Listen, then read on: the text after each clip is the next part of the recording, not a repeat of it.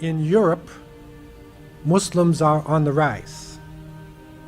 And even though you hear about France and you hear about the hijab taken off women's heads and you hear about pressure in the streets, the reality is on the ground that in Paris and Marseille, two largest cities, in France, 45% of people 25 years or under are Muslims. 45% of the population. In Belgium and in Holland, recent studies have shown that 1 out of every 2 babies born in the hospital, they're Muslims. 50% of the children born in their hospitals. And you will see the numbers rising.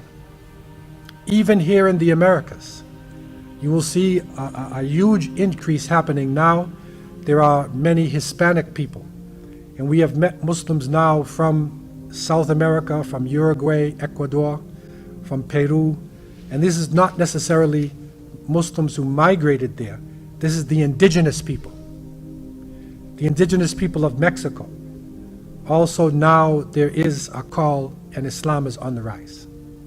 And in North America, as quiet as it's kept, especially in the United States, Islam is still rising.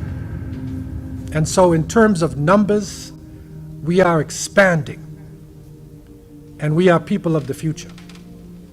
In terms of mineral wealth, our countries have within the ground, underneath the countries, huge mineral deposits. If you look under the ground, then you will see minerals, very important minerals. And I remember the struggle that went on in the Sahara, in the Great Desert, in Mali.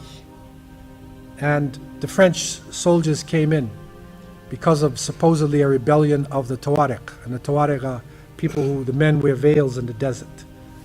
Right? So the French came in because they wanted to bring stability to Mali. But the reality was that it has one of the largest uranium deposits in the world. It's under the desert in Mali. And the French nuclear program is based upon that. So the reason why they rushed there was not to help the Tuareg or the Malian government. It was the minerals. Similarly in Afghanistan, even in Somalia, when we were in Cape Town, a delegation came from Hargeisa to the Muslim Judicial Council. I was part of that council at the time. These are the leaders in Somaliland, and they were negotiating with South African mining companies to deal with the huge deposits of wealth, mineral wealth that is there. So let us not be fooled about what is going on. Our resources are powerful. In most countries, 60% of our population are young people. So the potential is there, but the problem is that we're looking at now is with the huge numbers, with the great wealth, there's a contradiction. Because with the great wealth, there is also poverty. There is amazing poverty, serious problems that are going on.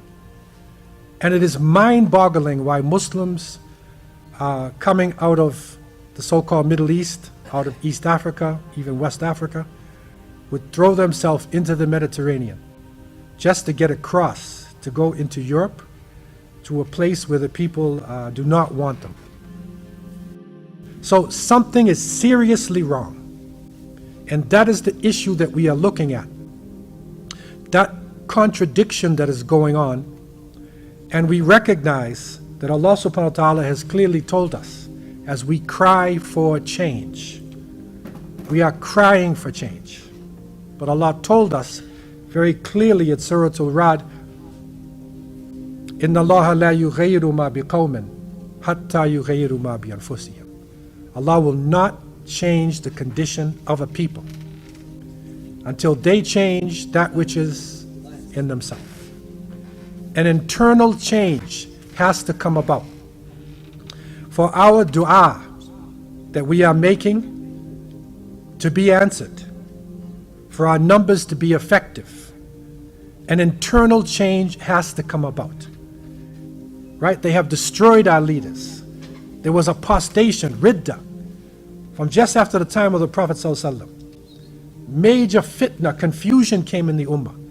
We were attacked over and over again by waves of crusaders. Al-Maghul, the Mongols hit the Muslim nation like Yajuj and Majuj. Colonialism, our countries destroyed, leadership killed. We see it happening over and over again. Now we see cities decimated. But somehow we come back. We come back. That is the mercy of Allah subhanahu wa ta'ala.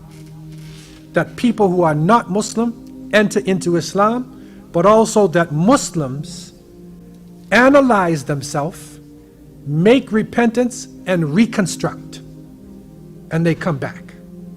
Tawbah is a crucial issue for us, and it shouldn't end there. To be sincere to Allah subhanahu wa ta'ala is also to come to the aid and assistance of His religion. It's not just the talk, but whatever skills, whatever abilities we have, some of it has to go toward raising this ummah up.